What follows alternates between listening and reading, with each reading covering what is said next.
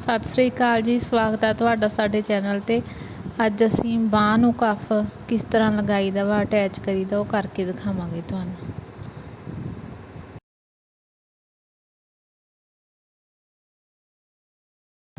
देखो, सब तो पहलां असीं बुकरम दा कफ रैडी कर लिया वा।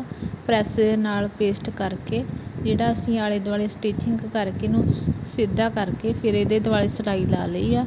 ते हुण सैंटर दे विच असीं इहदे कट लगा लिया वा। ये कट बिल्कुल सेंटर दे विच आऊगा। ते इसे तरह असीं बांह दे विच भी कट लगा लेना वा। देखो, ये कट लगा लिया वा असीं।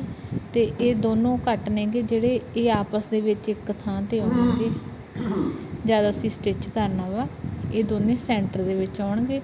ते जिहड़ा बाकी दा कपड़ा वा इन्हां दा असीं फोल्ड करके दोनों साइडां ते एक एक वल आ जाना वा बांह दे विच।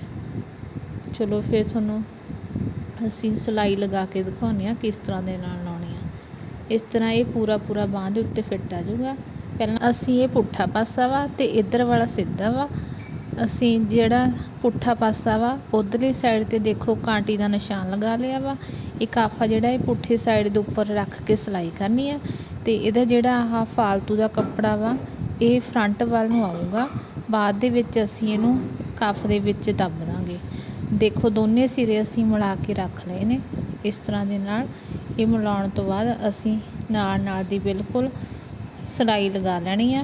ते जिहड़ी साडी सूई आ ये बुकरम दे उपर बिल्कुल भी चढ़नी नहीं चाहिदी हैगी। जिहड़ी उपर वाली चीज़ आ, उपर वाला बुकरम दा जिहड़ा कफ आ ते आ सेंटर नूं सेंटर नाल मिला के असीं इस तरह दे नाल वल पाउणा वा जिहड़ा कि बाहर वल नूं आऊगा। जिहड़ा नीचे वाला हिस्सा वो साडा सीधे वाला हिस्सा आऊगा बांह दा।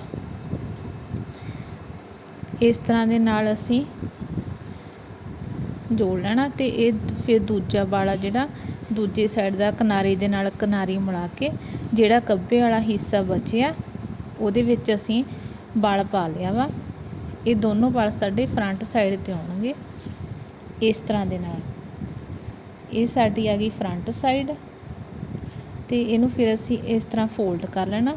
ਫੋਲਡ ਕਰਨ ਤੋਂ ਬਾਅਦ ਇਹ ਜਿਹੜਾ ਫਾਲਤੂ ਦਾ ਕੱਪੜਾ ਵਾ ਇਹ ਅਸੀਂ ਵਿੱਚ ਨੂੰ ਮੋੜ ਲੈਣਾ ਵਾ। ਇਸ ਤਰ੍ਹਾਂ ਕਫ ਦੇ ਨੀਚੇ ਮੋੜ ਕੇ ਮੋੜਨ ਤੋਂ ਬਾਅਦ ਇਸ ਦੇ ਉੱਪਰ ਅਸੀਂ ਸਿਲਾਈ ਲਗਾ ਦੇਣੀ ਆ।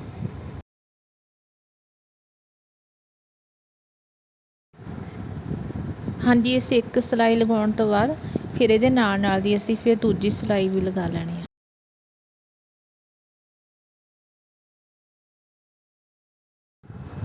ਹਾਂਜੀ, ਦੇਖੋ ਸਾਡਾ ਕਫ ਰੈਡੀ ਹੋ ਗਿਆ ਵਾ। ਐਨ ਪੂਰਾ ਵਧੀਆ ਫਿਨਿਸ਼ਿੰਗ ਦੇ ਵਿੱਚ ਆਇਆ, ਤੁਸੀਂ ਦੇਖ ਸਕਦੇ ਹੋ। ਇਸ ਤਰ੍ਹਾਂ ਦੀਆਂ ਹੋਰ ਵੀ ਵੀਡੀਓਜ਼ ਦੇਖਣ ਦੇ ਲਈ ਸਾਡੇ ਚੈਨਲ ਨੂੰ ਸਬਸਕ੍ਰਾਈਬ ਕਰਿਓ। ਇਹ ਵੀਡੀਓ ਕਿਸ ਤਰ੍ਹਾਂ ਦੀ ਲੱਗੀ ਕਮੈਂਟ ਕਰਕੇ ਜ਼ਰੂਰ ਦੱਸਿਓ, ਲਾਈਕ ਕਰ ਦਿਓ। ਔਰ ਵੀਡੀਓ ਦੇਖਣ ਦੇ ਲਈ ਤੁਹਾਡਾ ਥੈਂਕ